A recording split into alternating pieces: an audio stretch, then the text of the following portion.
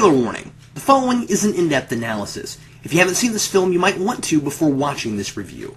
Superhero movie is one of the most misunderstood outings in the genre. While it may appear at first glance to be just another mindless farce riding on the coattails of scary movie success, there's a satire hidden brilliantly inside a nearly impenetrable lockbox of obvious pop culture references and fart jokes.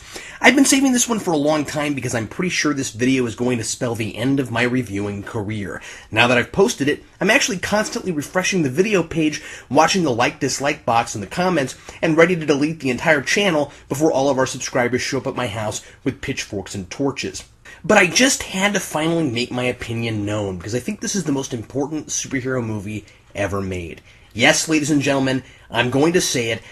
Superhero movie is the Dark Knight of superhero comedies, a flawless comedy that penetrates deeply into the heart of the genre. Any fault you might find with this film is simply an absurd exaggeration of what's wrong with serious superhero movies. Superhero movie doesn't have problems. It exposes them. Superhero movie parodies the original Spider-Man film nearly scene for scene, and while some critics have called that lazy, saying it was a missed opportunity not to use a lot more references to different films rather than the very few scenes devoted to Batman, X-Men, and Fantastic Four, I say this was done to reveal the utter monotony that is the plot of most superhero origin films. I mean, they're all like this, aren't they? The structure, more or less, is identical in all of them. The protagonist who's dissatisfied with his or her lot in life, the accident that gives the hero superpowers, the accident that turns the villain insane, the tragic backstory, the token figuring out their powers scene, the genesis of the superhero costume, the scene where the protagonist can't catch up to the bus, the part where the villain looks around the room for the hero while he's clinging to the ceiling trying not to drop blood or urine onto the floor, the slow motion dodging spinning blade scene, kissing upside down to the rain. This movie gets a lot of flack for just copying Spider-Man scene for scene and making it absurd, but I would argue that without those key elements, it wouldn't be much of a commentary on superhero movies in general.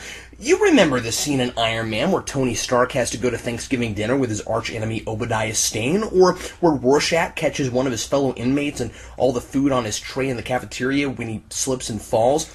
These things have become completely formulaic, and I don't know why Spider-Man keeps coming up. That's totally unfair.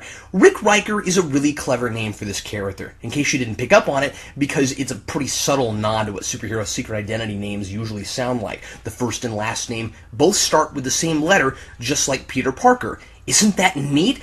I didn't catch it the first time around, and Riker even sounds a little like Parker. What's even cooler about his last name being Riker is the extremely nuanced connection the film makes to Star Trek with its choice in casting Dr. Strom, played by Brent Spiner. See, Spiner hasn't gotten much work in the last several years, and ever since Star Trek The Next Generation, he's been typecast as either an android or an eccentric mad scientist. I think just that casting is a satire on the nature of the superhero genre, paralleling that to what happens with the science fiction genre and how Hollywood rarely takes actors seriously anymore once they've played a major superhero. Just like Spiner playing a major Star Trek character.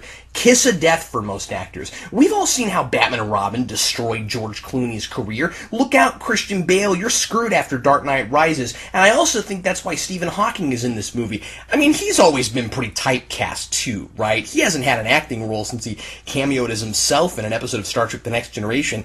I imagine the only reason he didn't play himself here was that there were too many stunts and he's such a method actor, he probably would have insisted on doing all of them himself. You could say that Rick is a really inconsistent character and that he's not very likable. If this was any other film, I'd say the same thing, but that's making a point about superhero films in general, because he's the star of the film. No matter what he does, he wins, and other superhero films are that way too, just not to this extreme degree. He's portrayed as a klutz and an idiot. He got his own parents killed the night of the opera, he got his uncle put into a coma, he can't stop Hourglass from killing his aunt, the first person he saves gets caught in a tree grinding machine, and all he seems to care about is getting in bed with the token love interest. And still, he learns that if he believes in himself, everything will be okay, from the necessary mentor character, in this case, Stephen Hawking. And he goes to Professor X's school just to learn that he needs to put on a costume. The lesson here seems to be what makes a superhero is the costume. And that seems to be the case in other superhero movies too, even though they don't come right out and say that. So it doesn't matter that in one scene he seems to be figuring out that Lou Landers is the villain, Hourglass, and then later he's frantically running around trying to find out who it is, seeming to have forgotten all about that other scene, because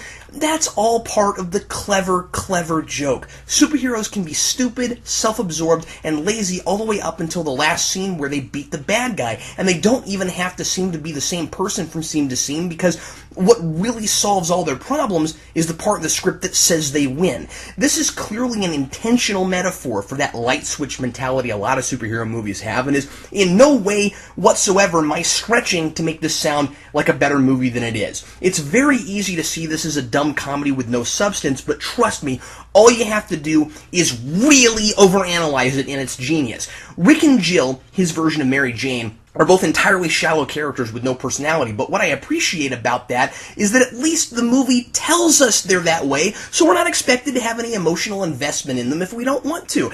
I didn't want to, and I didn't, and then I didn't feel guilty about it this time. For instance, in Spider-Man, when Mary Jane runs off with her boyfriend Flash Thompson in his expensive car, Peter just assumes that he needs a nice car to impress her. That's probably true, but it's hard to be sure if she's really pathetic enough that that would work.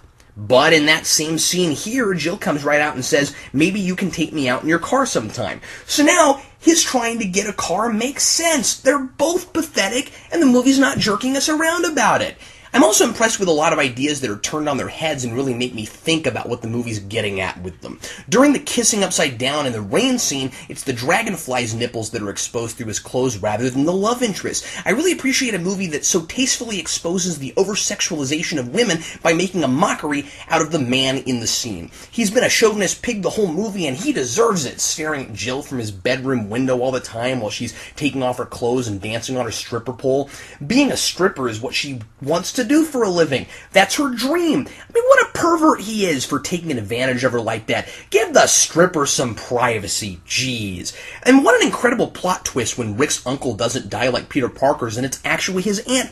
Who would have seen that coming? I love that in a movie claimed by critics to be patterned entirely off of one movie, there's such a surprising turn of events like this. I think the reason Leslie Nielsen's character is made so gross, rude, and unlikable is so we'll be happy when we think he's gone and never expect to see him again. Turning things on its head like every good parody. Superheroes always lose loved ones they like, but never the really awful ones, so since Rick is stuck in a superhero film, his uncle can't die because he's too obnoxious. His aunt is gross and repugnant as well, I suppose, but I give that a pass because the movie needed a funeral. You can't have a superhero movie without a funeral. Really doesn't matter who it's for. The Hourglass, while perhaps seeming like the cliched metaphor for inevitable human mortality, is actually an incredibly well-thought-out double entendre. On the one hand, he's making fun of how supervillains usually don't get through a whole movie, so he's the embodiment of time running out for bad guys. But he's also the ticking clock on the superhero genre itself. He has to kill people to stay alive. There are a lot of pretty brainless superhero action movies, and they have to kill brain cells to make money. I've been reviewing these things for a while now, and I've pretty much lost my mind. The popularity for these films is clearly waning. Hollywood is trying to cash in its last few chips on as many of these franchises as possible before they completely dry up. And yes, that was an intentionally mixed metaphor just like Hourglass. If only I could achieve the same level of cleverness as this movie. The studios have really put all their eggs in one basket on these big superhero blockbusters coming up this year. Dark Knight Rises and Avengers. It's Hourglass and superhero movie that'll get the last laugh when they completely bomb unexpectedly, and we'll see how this film is regarded after that. We thought the Mayans were talking about the end of the world in 2012, but it was really the end of the superhero movie genre. Just watch. Just watch. Director Craig Mazin and producers David Zucker and Robert K. Weiss obviously have enough love and respect for the superhero genre to make a movie that pretends to have no love or respect for the superhero genre. It acts like it has no idea what it's doing to mask the fact that it absolutely does. So a lot of stupid gags are thrown in, like the Human Torch using his powers and then actually being on fire, although perhaps that's another subtle message that superheroes in serious movies always figure out their powers really fast, and in reality, they'd have no idea what they're doing. Wow, this is deeper and deeper the more I think about it. Another one of those gags is Professor Xavier, played by Tracy Morgan, and having a whole family of bald, wheelchair-bound psychics. At first glance, that joke seems terrible, but again, if you stop to really think about it objectively, there's something there. It's about how there's not enough diversity in superhero movies, and what better property to complain about that than with the X-Men, the most white supremacist, intolerant, racist superhero property there is. That's why Magneto always wins in those movies, and just to drive the point home, they even made Storm black in this. Storm! So now that I've set the record straight on how this movie has been unfairly dismissed as mindless drivel and a lazy parody, I'm going to give Superhero Movie a 0.5 out of 4. Happy April Fool's Day. Join me next time for a look at a real superhero parody and overview of the first season of the animated Tick series, part of Tick Month, right here on Geekvolution. Bye.